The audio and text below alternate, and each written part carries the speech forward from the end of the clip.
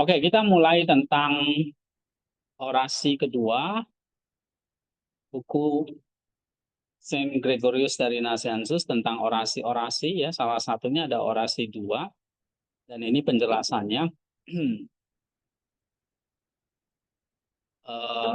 Kita baca pendahuluannya dulu ya.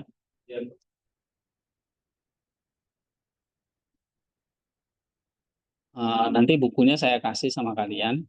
Saya bagi di grup ya supaya bisa dibaca juga. Tadi siapa yang belum baca nih? Ya, Cecilia baca pendahuluan.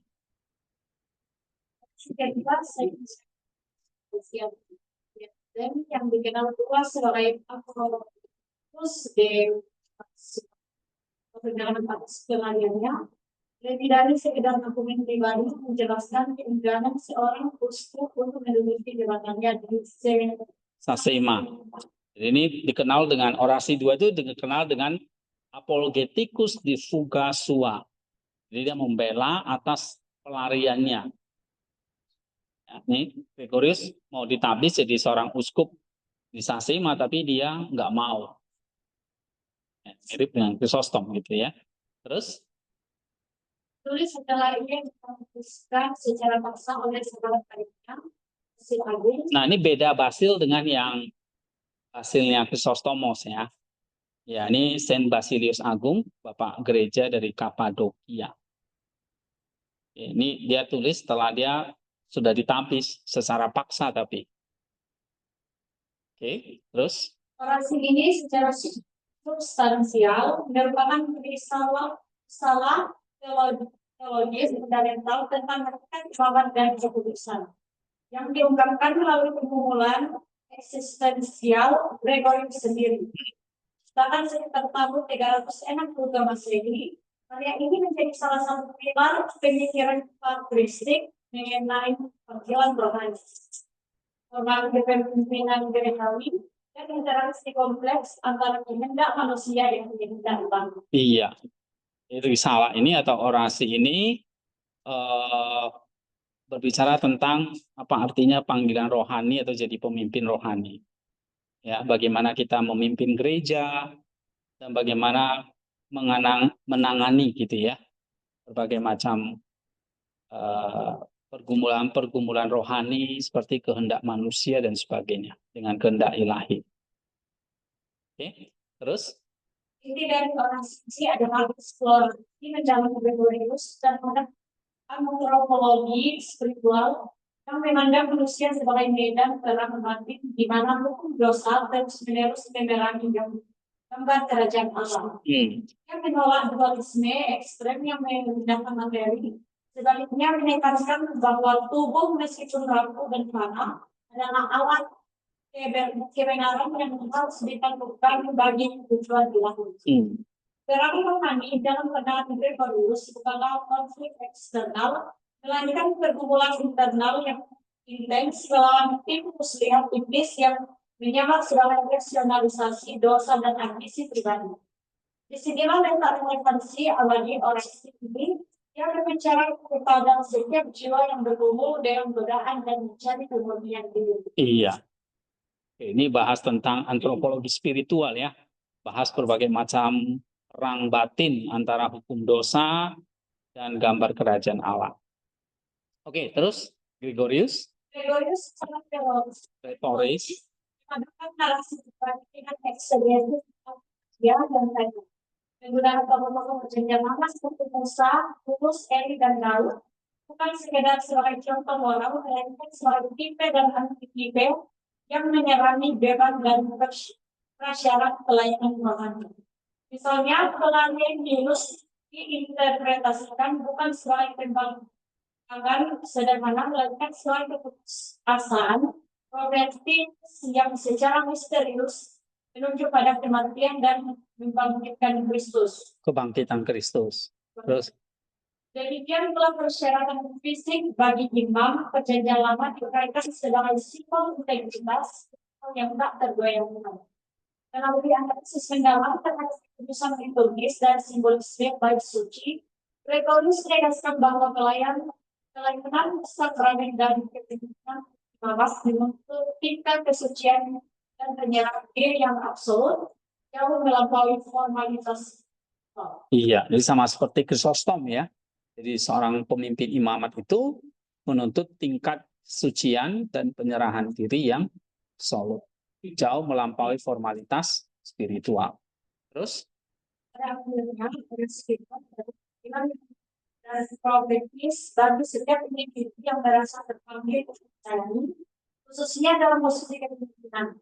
Gregorius tidak hanya membenarkan penolakannya yang awal sebagai tindakan kerendahan hati yang benar, tapi juga menyajikan sebuah cetak biru untuk formasi rohani yang otentik, sebuah perjalanan dari kekacauan batin menuju keteguhan hati yang ditempa oleh ketaatan pada kehendak Ilahi. Nah, itu dia. Bagaimana nanti Gregorius menunjukkan proses ya formasi rohani yang otentik itu. Ada jatuh bangunnya seperti dia. Dia nggak mau jadi imam. Dia maunya belajar aja gitu. Tapi dia dipaksa karena orang tuanya, ayahnya sudah tua menggantikan dia. Nah, dia bergumul, dia mengkritik orang-orang yang dia tidak taat dan sebagainya. Ya. Nah, ini ada formasi rohani yang otentik. Satu perjalanan dari kekacauan batin menuju keteguhan hati yang ditempa oleh ketaatan pada kehendak ilahi. Ya. Terus? Dia menentang dan demokratisasi sampai yang dari kami mengorbankan kedalaman spiritual dari popularitas atau peran marxisme.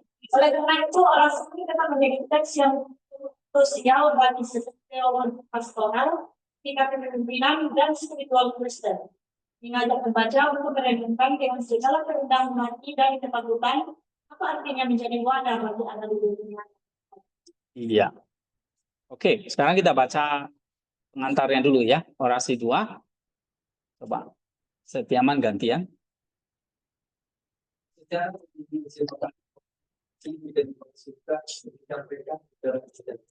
Tujuannya adalah untuk menjelaskan dan membela perilaku Saint Gregorius baru-baru yang telah dikritik habis-habisan oleh teman-temannya di yang itu.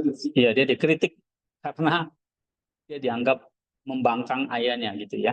Terus? Dia telah dipanggil kembali oleh ayahnya pada tahun 361 dari Pontus, di mana ia telah menghabiskan beberapa tahun dalam pengasingan biara bersama temannya Saint Basil. Ayahnya yang tidak puas dengan kehadiran putranya di rumah sebagai penopang di masa kesatuannya yang semakin lanjut dan merasa yakin akan kesesuaiannya dengan muncul jabatan kudus melanjutkan dengan persetujuan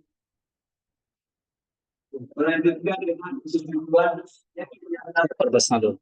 Nah, dengan persetujuan yang dinyatakan dengan dari jemaat terlepas dari keunggahan Gregorius menafsirkan sebagai iman pada hari Natal tahun 361. Gregorius bahkan setelah selang waktu bertahun-tahun berbicara tentang penafisannya sebagai sebuah perbuatan tirani, dan pada saat itu disengat hampir sampai gila, seperti seekor lembu oleh seekor lalat bergegas pergi ke Pontus untuk mengubur dalam kesendiriannya yang menyenangkan, terhibur oleh simpati yang dalam dari seorang sahabat kali. Perasaannya yang berbagi dan dia kembali di sisi ayahnya sebelum Paskah pada tahun 362.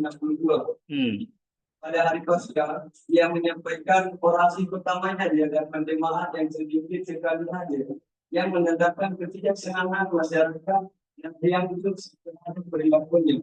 Oleh karena itu, kepada mereka dalam orasi ini tentang motif-motif yang menyebabkan pengunduran diri. Pada saat yang sama seperti yang ditunjukkan oleh judul kedua dari orasi ini, ia telah memberikan sebuah penjelasan tentang kewajiban dan martabat jabatan imamat yang telah diambil dari semua penulis Saint Yohanes Chrysostomos dalam risalahnya yang terkenal, Saint Gregorius Agam dalam karya pastoralnya, dan Bossuet dalam penelitiannya tentang Rasul Paulus tidak lebih dari sekedar meringkas materi atau mengembangkan pertimbangan yang terkandung dan yang fasih dan bukti. Iya. Membela pelariannya ke Pontus dan kembalinya setelah penerbitannya menjadi imamat, sebuah uraian tentang karakter dan jabatan imam. Iya. Nah, ini dia setelah ditapis dia melarikan diri ke Pontus. Tapi dia akhirnya kembali, tapi waktu dia kembali itu banyak yang mencelah dia. Ya.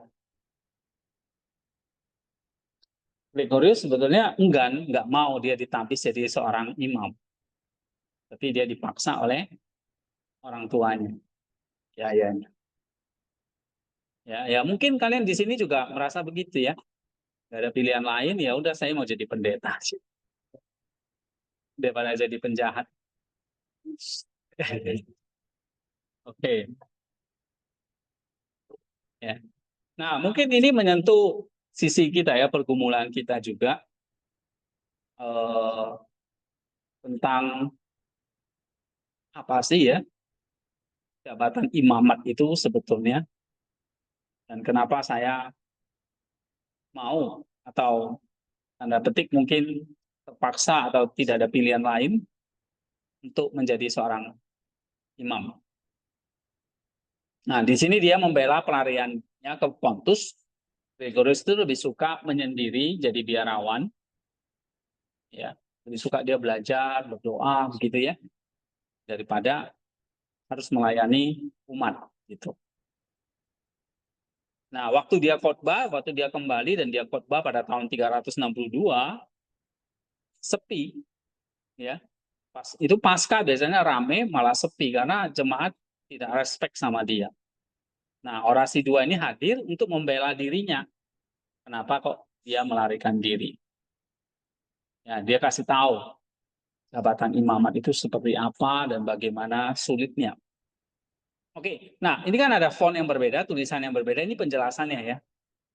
Kalau ini terjemahan dari bukunya, yang ini penjelasan atau analisisnya. Coba gantian. Ini, Randy, orasi 2.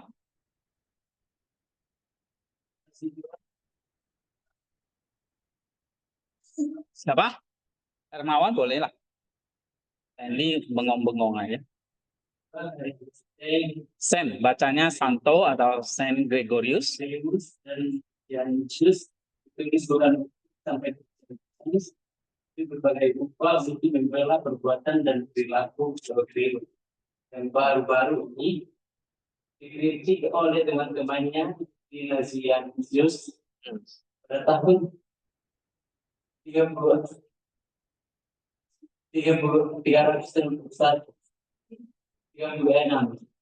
Sesudah Gregorius dipanggil kembali oleh ayahnya dari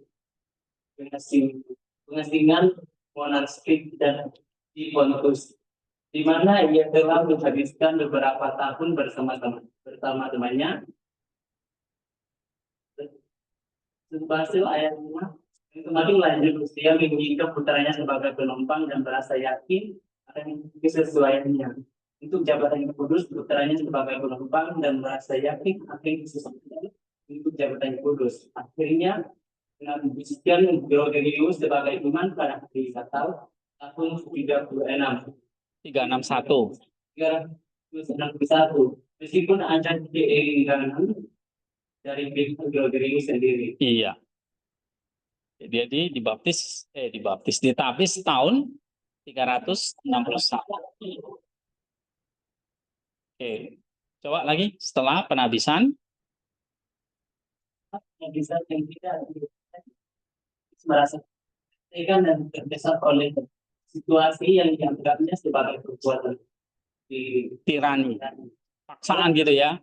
Terus dalam keadaan yang melarikan diri kembali ke fokus untuk mencari ketenangan dalam kesendiriannya dan untuk mengatasi perasaan kedudukan dengan dukungan sahabat di karibnya. bertanggung jawab yang mendalam mendorongnya untuk kembali ke sisi ayahnya sebelum pasca pada tahun 362. Ini menunjukkan konflik batin yang dialami oleh Georgius antara keinginan untuk hidup dalam ketenangan monastik dan panggilan untuk melayani sebagai iman di tengah masyarakat. Iya. Jadi setelah ditabis, dia kembali lagi ke Pontus. Dia merasa tabisannya itu kayak satu perbuatan tirani ya, perbuatan otoriter yang dia dipaksa begitu. Nah, tapi dia kembali lagi 1 tahun kemudian pada tahun 362 dia menjelaskannya itu ya, ada konflik batin yang dialami oleh Gregorius. Oke, coba nih. Sapril, orasi ini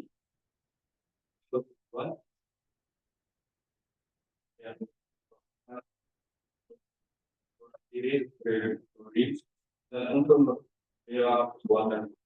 Selain itu, Gregorius juga memanfaatkan kesempatan ini untuk menjelaskan kewajiban-kewajiban dan martabat jabatan utama.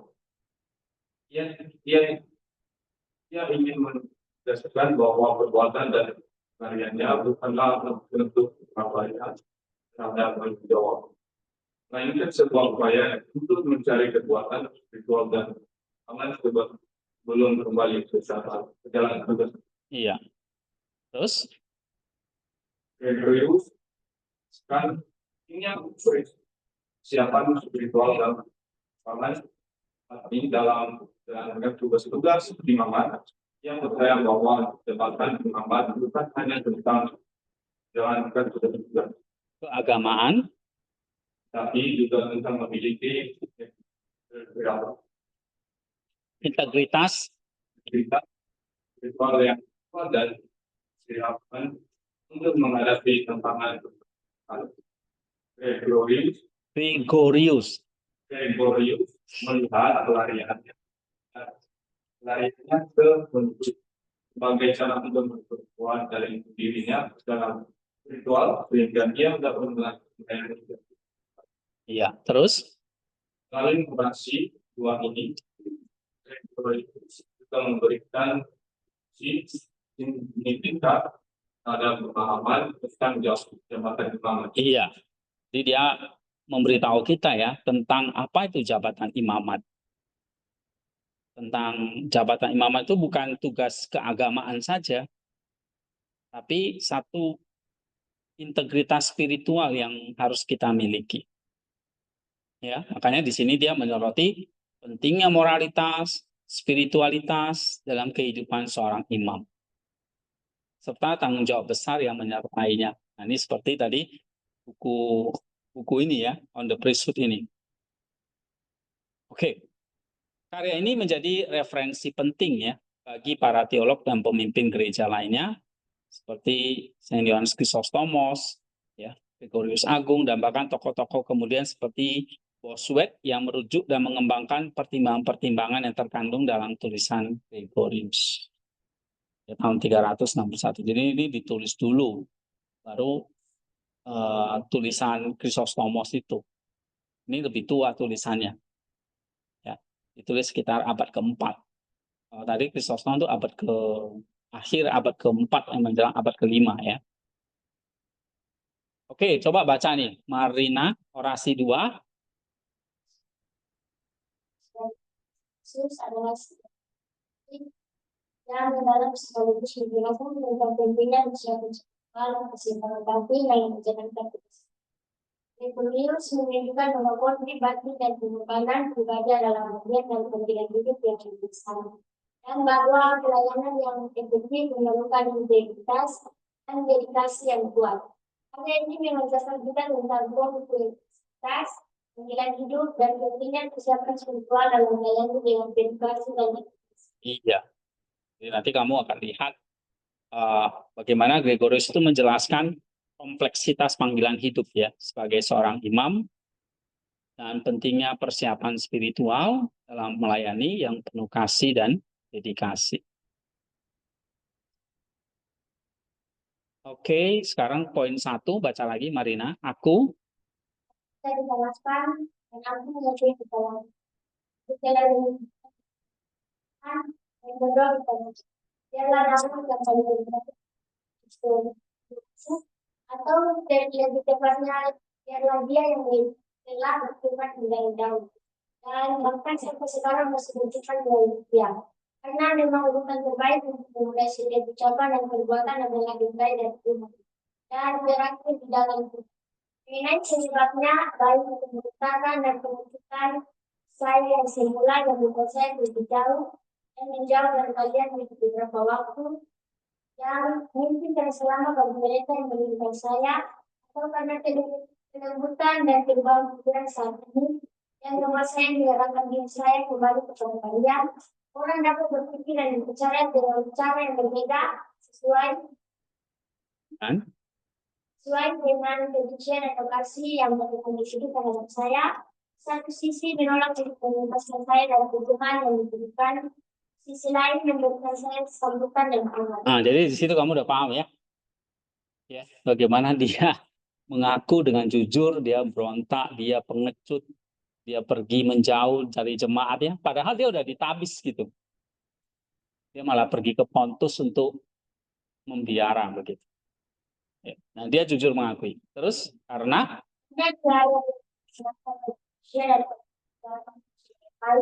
Terutama yang bawa pengaruh kasih sayang atau kebencian, disertai ini hampir sedunia yang dikatakan kita terhadap kebenaran. Jadi kita sangat enak ya kalau kita mencampuri urusan orang lain gitu ya. Apalagi kita benci sama orang itu ya. Itu udah sasaran empuk. Jadi bahan obrolan kita sehari-hari. Oke? Misalnya ada yang kalian nggak suka, nah itu jadi bahan apa? Iya, bahan pembicaraan. Nah, ini jemaatnya juga seperti itu. Wah, ini kurang aja nih Gregorius ya. Akhirnya jadi gosip. Terus Tapi saya sendiri tanpa selalu akan menjaga kebenaran yang menjadi dengan adil antara kedua belah pihak yang menunggu atau dengan ragu berani menjelangkannya dengan di satu sisi menunggu diri saya sendiri, sisi lain melakukan pembelaan diri saya sendiri. iya nih, dia membela dirinya, tapi satu sisi ya memang dia juga salah menuduh dirinya sendiri. Oke, nah sekarang ini penjelasannya. Coba belakangnya siapa itu? Samuel?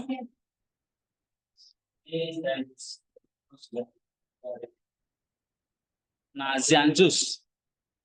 Nama orang Ambon susah ngomong Z ya.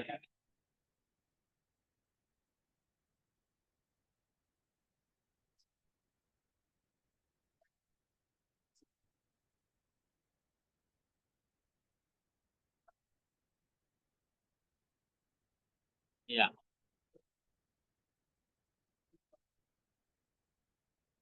Kepengecutannya.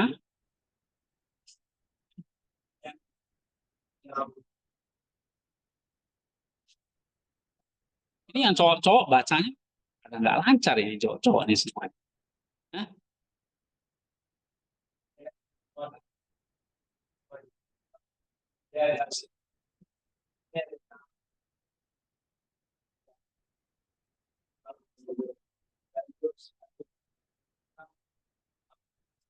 Teks badannya dari simpan dan Ini ganti-ganti.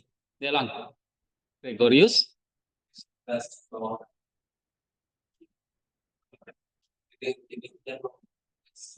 Jadi dari bawah dari bicarakan kesedihan atau demikian sekali tinggal bukan kebenaran. Nah, ini ya, sering ya. Kita bicara orang lain, urusan orang lain, padahal itu mengaburkan kebenaran yang ada. Oke, nah Gregorius tahu kalau dia melarikan diri, pasti dia akan jadi bahan pembicaraan, gitu. Ya, terus Dalam dirinya bisa dan berintegrasi adil baik dengan diri sendiri maupun segala perbuatan. Nah, dalam hal ini dia adil ya, berusaha jujur dan adil. Dia membela dirinya, tapi juga menuduh dirinya tetap bersalah. Nah, ini satu hal yang nggak mudah ya, tetapi benar, hikmat dia benar ini. Oke, ini menunjukkan Ini bukan identitas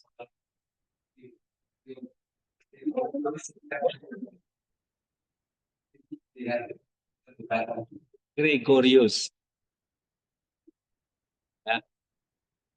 Oke. Terus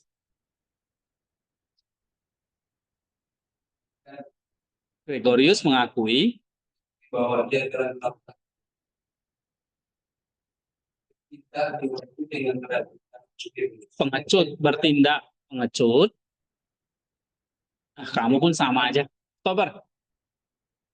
Ini udah mau cepet malah lambat bacanya. Ayo.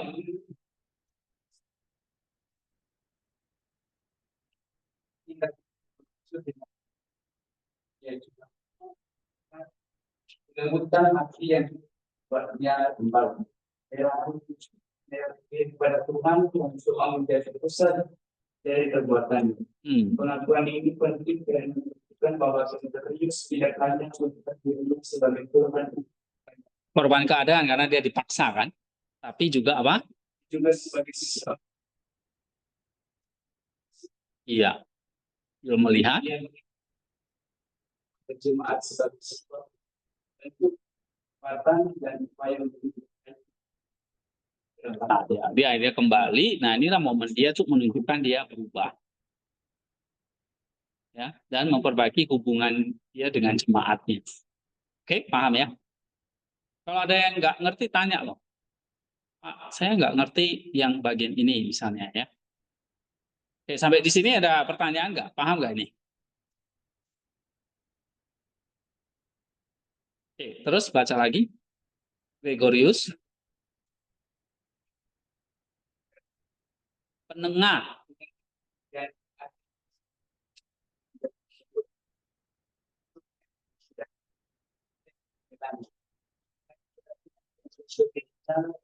sendiri atas kesalahan-kesalahannya dan juga berbeda berbagai dengan dasar spiritual dan moral. Iya, jadi dia membela dirinya bukan asal-asalan, tapi dengan dasar-dasar spiritual dan moral.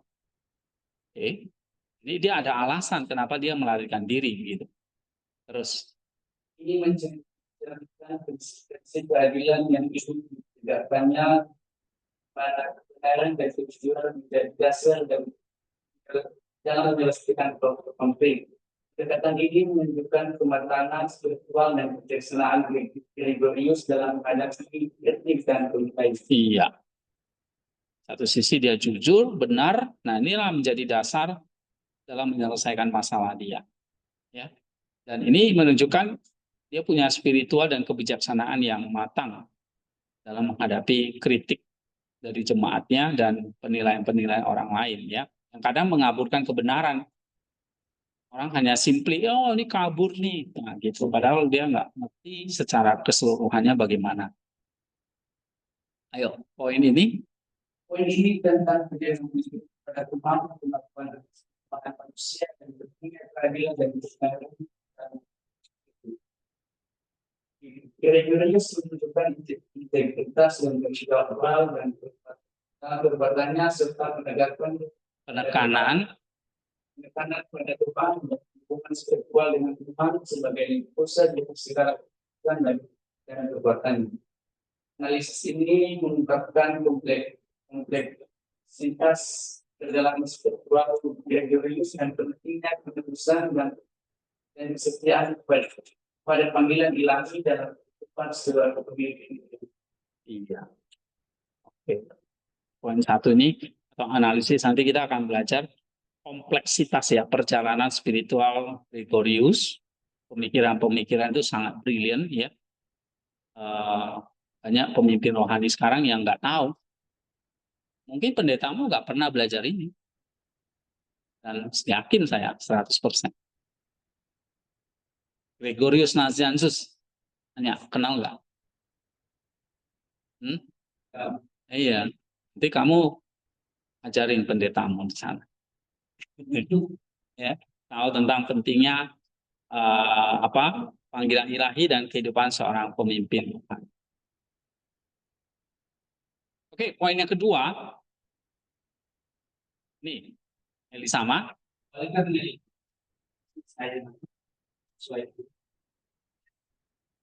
Jadi saya pada pertanyaan yang itu pertama kali yaitu kemunculan karena saya tidak dapat menahan diri untuk tidak membiarkan salah seorang pun dari mereka yang memperhatikan dengan penuh minat keberhasilan atau sebaliknya. Usaha saya menjadi bingung karena saya sebab Allah bukan kami menjadi suatu konsekuensi bagi orang-orang Kristen. Maka saya akan meringankan beban mereka yang telah menderita jika ada dengan pembelaan saya. Kita tahu bahwa mereka yang menyinggung perasaan salah satu dari anak-anak kecil, Matius 18 ayat 6, akan menerima hukuman yang paling berat dia yang tidak dapat berdosa. Iya. Artinya apa di sini?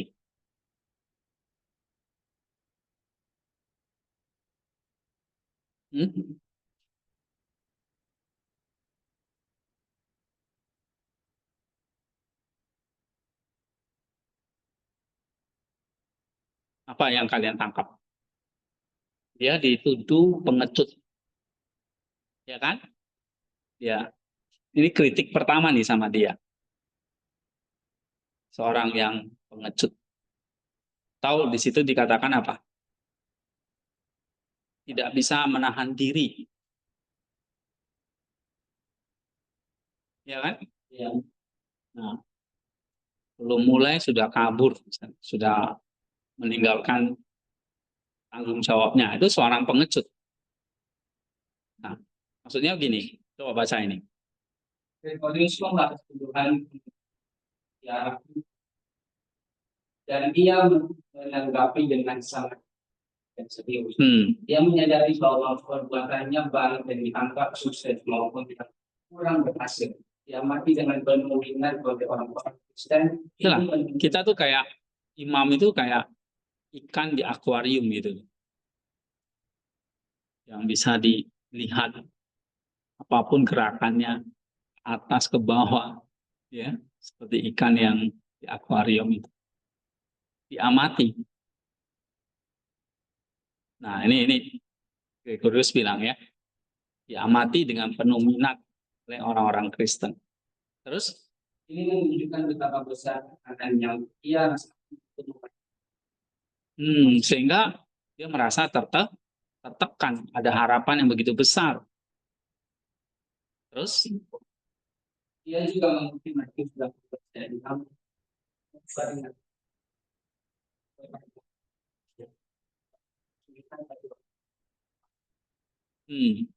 Dengan demikian, Gregorius sudah kasih bahwa ada beban mereka yang menderita dan untuk membela dirinya agar tidak menimbulkan kebingungan atau kerusakan lebih lanjut dari.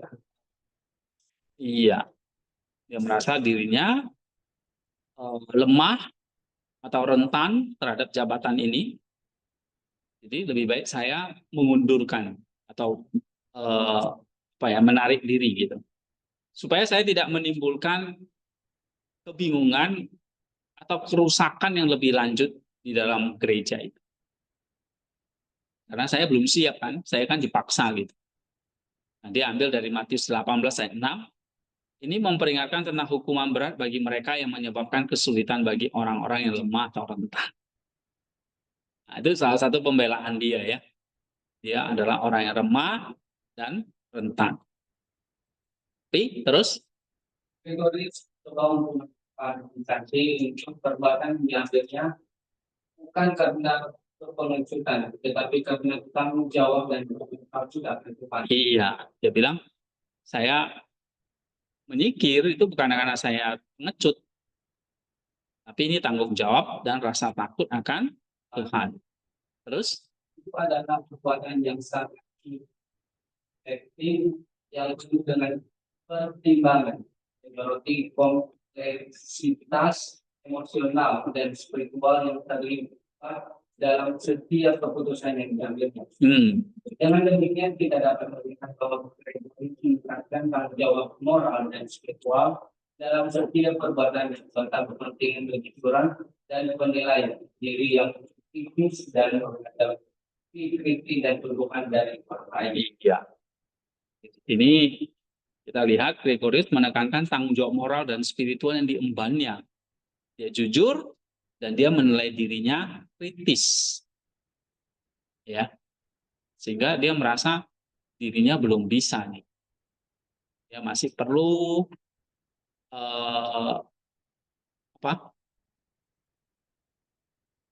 menghindar dulu supaya tidak terjadi atau dia tidak menimbulkan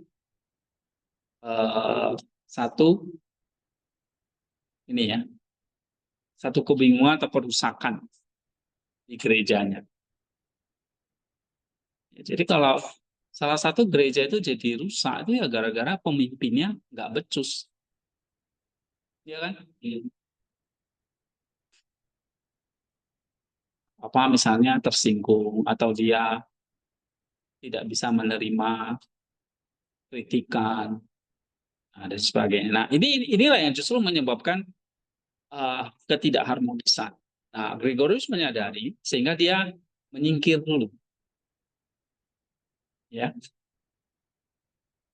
Oke, sekarang poin 3. Siapa yang belum baca? Lendi. Kedudukanku sekarang ini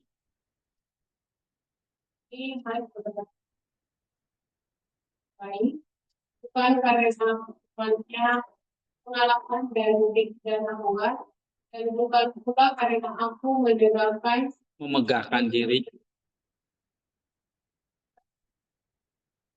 Karena aku dan penangguhan nanti. Namun seperti dalam tubuh ada satu anggota yang memerintah dan dengan Oke, ganti aja. Kamu bacanya. Bikin lambat. Terlalu jauh kamu. Dulu depan. Elna. Dan bukan pula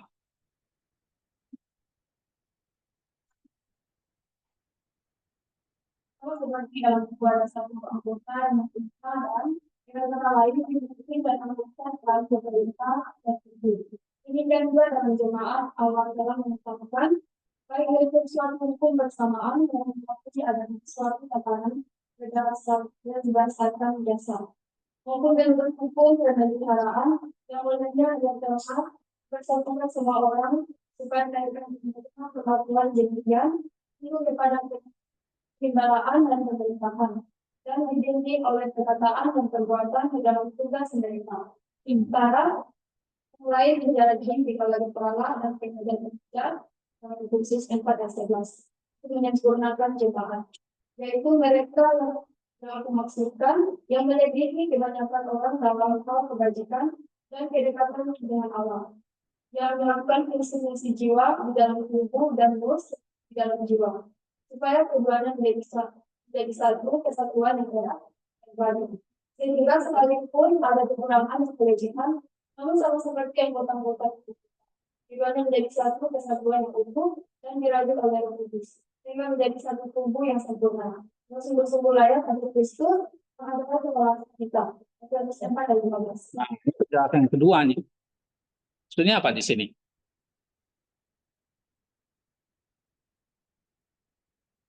Sulit ya tulisannya ya. Harus baca pelan-pelan nih makanya. Panjang dia jelasin dan detail. Ya, ini ada 117 poin. Ini baru nomor 3. Oke, coba kita baca. Makanya saya kasih penjelasannya langsung di sini. Nah, penjelasannya harusnya lebih mudah sih. Ya, semoga lebih mudah buat kalian paham. Atau lebih sulit jangan. Saya rasa lebih mudah ya. Coba baca lagi Erna. Nah, saya mau baca lancar seperti dia loh, kalian ini. Jangan ada kata sedikit sulit sudah salah baca, ya, terus nggak lancar. Latihan baca Alkitab. Pokoknya di sini baca dan baca supaya lancar, ya. Ini udah semester berapa nih bacanya juga nggak lancar. Ayo baca lagi. Menegaskan bahwa posisinya dalam jemaat bukan dari kebijakan Tuhan atau yang Tuhan, tapi berdasarkan panggilan dari. Nah, ini yang penting. Tadi yang pertama dia tidak pengecut. Karena dia sadar ada satu tanggung jawab yang besar dan dia belum siap. Ya, daripada dia menimbulkan kekacauan nanti, ya kan? Dia merasa rentan, dia masih lemah gitu. Nah, terus dia jelaskan posisi dia sebagai imam dalam jemaat, ya, itu bukan hasil dari ketidaktahuan atau keangkuhan, tapi berdasarkan apa? Panggilan dan hukum ilahi. Oke. Terus dia menggunakan Dia menggunakan hukum untuk menggambarkan bagaimana kebijakan jemaat ini dalam fungsi tertentu dengan beberapa mungkin dan yang lain itu semacam berkontribusi pada kesatuan. iya, masing-masing punya peranannya, ya. Terus Menjelaskan bahwa setiap bagian dalam jemaat yang baru menunjukkan oleh Allah. Kebersamaan mengakui adanya bersama di dasar-dasar, sementara hukum pemeliharaan yang tersebutkan semua orang. Menciptakan keseimbangan antara kepemimpinan dan kepemimpinan. iya, ya, ada pemimpin dan ada orang yang dipimpin. Sehingga itu menciptakan apa? Satu keharmonisan. Ya, terus Dia mengerti bahwa berdasar orang yang dipimpin dan berbagai. iya, Karena bulan sesuatu kepada kebijakan dan pemerintahan. oke. Ini menunjukkan bahwa kepentingan seksual tidak hanya tentang otoritas, tapi juga tentang tanggung jawab untuk memimpin dan beragam. Iya. Jadi ada orang yang jadi punya tanggung jawab sebagai gembala, ada orang tanggung jawab digembalakan, mau digembalakan gitu. Nah, sehingga ini satu kepemimpinan tidak hanya tentang otoritas satu orang, tapi ini tanggung jawab bersama. Ya, sebagai satu tubuh Kristus.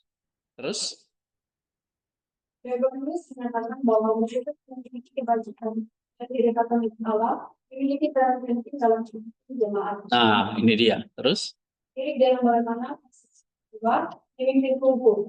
Ini mencerminkan pandangan bahwa spiritual berasal dari kualitas rohani yang baik. iya. Kepemimpinan rohani itu berasal dari kualitas rohani yang dalam. Terus Jadi dengan yang dijalankan oleh Roh menjadi satu kesatuan. Lain Yesus Kristus sebagai kepala. Ini menegaskan pentingnya kesatuan kerjasama dalam jemaat serta dalam Kudus dalam menyatukan dan pemimpin Gregorius mengajarkan bahwa itu apa? Kesatuan dan kerja sama baik pemimpin maupun jemaat.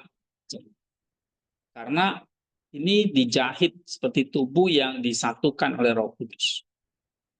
Jadi kalau mata nggak mau naat, repot. Mulut nggak mau makan, ya mati kita kan. Anus nggak mau keluarkan kotorannya, ya mati. Jadi butuh kesatuan dan kerjasama. Terus mengajarkan bahwa yang keseimbangan dan kelayakan. Sisi yang dia imbang bukan karena ambisi, tetapi sebagai bagian dari kepentingan itu kesejahteraan umat. nah, dia ngerti. Jadi posisi saya di situ adalah mengembang panggilan ilahi. Bukan menyebabkan jadi tercerai gitu loh. Tapi menyatu. Nah, saya sendiri belum bisa, kata Gregorius. Makanya dia menyingkir. Nah, jadi kamu nanti kalau di jemaat jadi biang kerok perpecahan, bahaya. Ingat, gereja itu menyatukan, bukan pecahan. Terus Ini juga kasih tahu bahwa setelah dan penting dalam komunitas spiritual. Keseimbangan antara pemimpin dan ikuti mengajar dan mengajar yang kunci menciptakan komunitas yang harmonis dan kuat. Dengan demikian, orasi ini tidak hanya membela posisi Gregorius, tapi juga mengajarkan prinsip-prinsip kepemimpinan dan persatuan yang dalam pada semua anggota jemaat. iya. Di Gregorius di sini menegaskan apa? Pentingnya peranan seorang pemimpin yang bisa menyatukan. Seperti tubuh tadi, yang saling kerjasama. Nah, Gregorius merasa belum siap melakukan itu. Nah, tapi prinsip yang kita pakai adalah, kalau kamu nanti sudah jadi pendeta, ini ingat poin pentingnya. Ada keseimbangan antara memimpin dan mengikuti. Mengajar dan belajar. Ini untuk menciptakan satu gereja yang harmonis dan kuat. Ya. Oke, satu poin lagi. Nomor berikutnya, 4. Ridwan. Saya sadar bahwa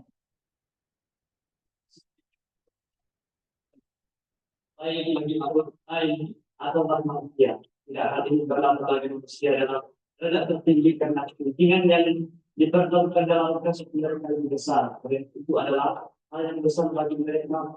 Bahkan jika mereka gagal dalam tujuan mereka tertinggi untuk terbebas dari dosa, untuk mencapai Setidaknya, apa yang terbaik kedua, yang yaitu kemuliaan dari dosa karena ini tempatnya berbeda. Maka bagi saya sama-sama dan tidak pun jika semua orang pun yang menderita dan tidak ada seorang pun yang menerimanya. Dan jika semua orang pun lalai kecepatan ini, pelayanan atau tidak tetap kepenuhannya yang adil. Yesus 1 ayat 23, gereja akan berada pada tingkat yang tertinggi dan pada keadaan tidak adil. Dan lebih jauh lagi, di manakah dan oleh sebab Allah akan disembah di antara kita dalam pencerahan misteri dan peninggian yang merupakan hal istimewa kita yang paling besar, yang paling berharga. Jika tidak ada raja atau pemerintah atau imamat atau korban Hosea 3 ayat 4 atau semua jembatan tertinggi yang telah hilang yang oleh karena dosa mereka yang besar Hosea pada zaman dahulu telah hidup sebagai akibat dari tidak taatan mereka. iya. Nah, ini paham nggak maksudnya apa ini? Tuan, apa yang kamu baca nih? Nah, ini sekali lagi tadi gereja perlu harmonis ya, kesatuan tadi. Nah, sekarang yang ini apa poinnya?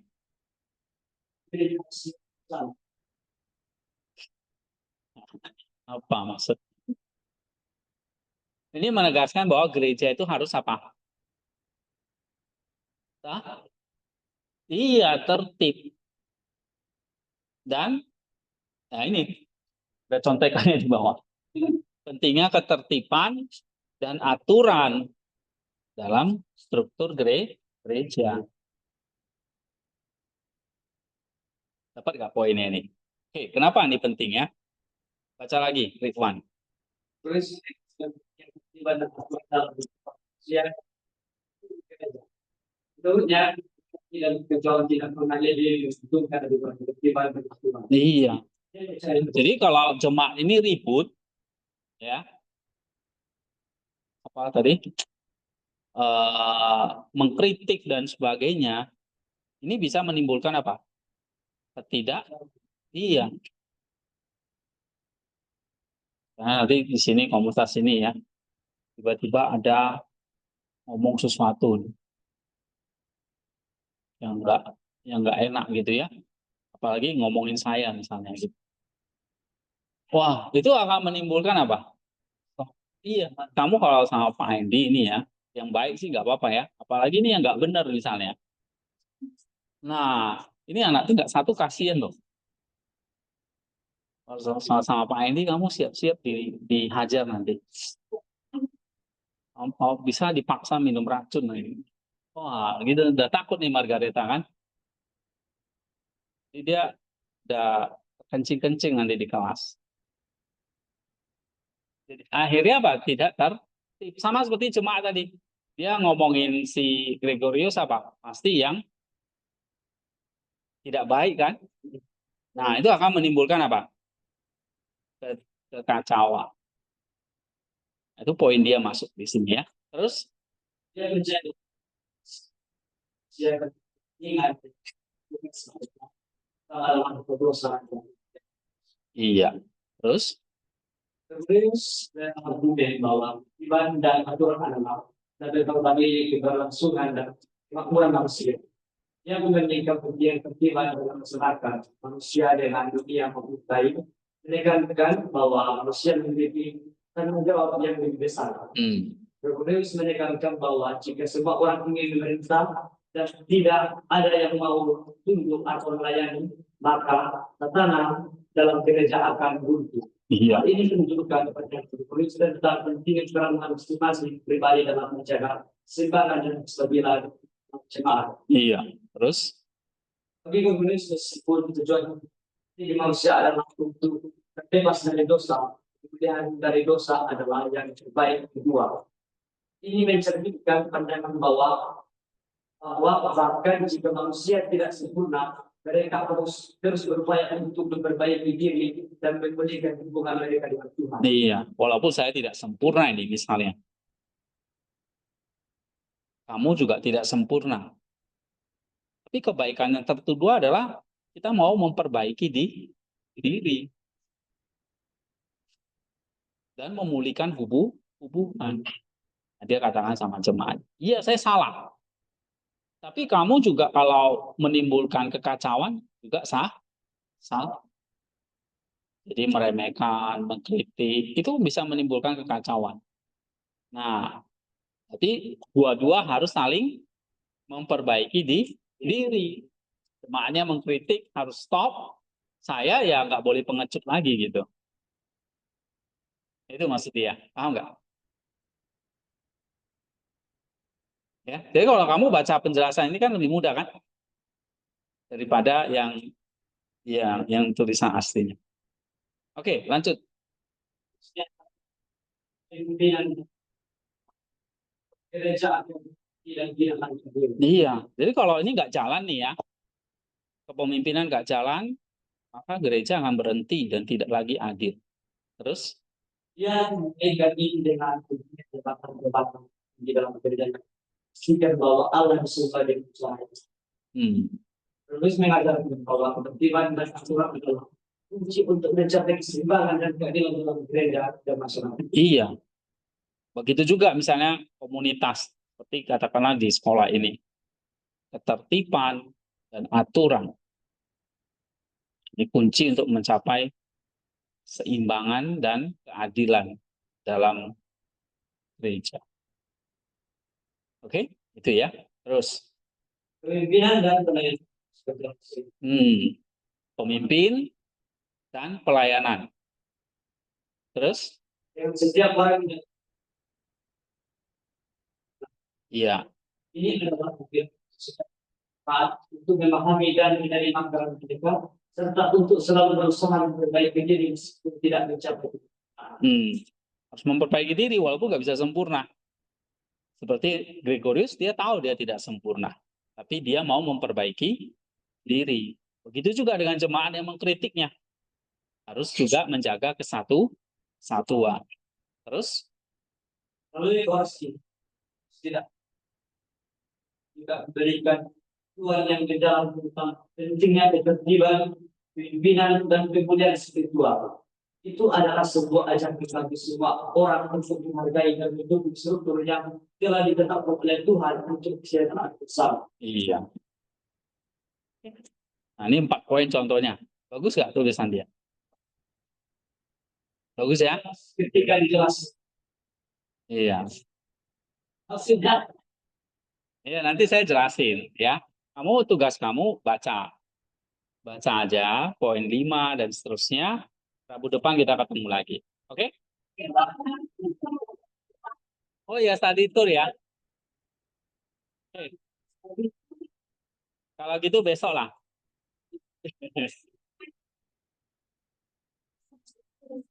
Study tour, saya nggak ada, tapi mungkin Pak Santos, Bu Feni juga nggak pergi. Hah? Bawa sekali. Kalian perlu diawasin ya. Oke, tingkat 1 nggak usah, hanya buat yang ya mereka udah kayak burung di dalam sangkar, yang sudah nggak tahan untuk bebas. Tapi ingat kata Gregorius, tertib. Iya. Oke, ini yang nggak tahu ini siapa? 1 JL. Indra, berdoa dulu Indra. Iya.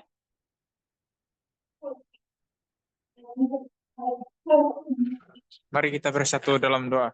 Iya, mana berdoa ayo. Terima kasih Bapak, terima kasih Yesus pada sore hari ini Tuhan. Kami selesai mendengarkan dari pengajaran dari Fendi Tuhan. Semoga Tuhan apa yang diberikan kepada kami Tuhan, Engkau selalu memberkati kami. Semoga Tuhan juga memberkati Fendi Tuhan, berikan dia kesehatan terus dalam keluarganya Tuhan. Semoga Tuhan apa yang dia bimbingkan kepada kami Tuhan, semoga kami dapat menjalaninya dengan baik. Hari ke proses kami Tuhan. Setelah kami sudah selesai di tempat ini Tuhan, semoga Tuhan apa yang kami dapati, yang kami itu sebagai pengalaman kami hidup di tempat itu Tuhan. Hanya di dalam nama Tuhan Yesus Kristus, haleluya Bapa di surga. Amin. Amin. Oke, thank you semuanya. Amin Pak.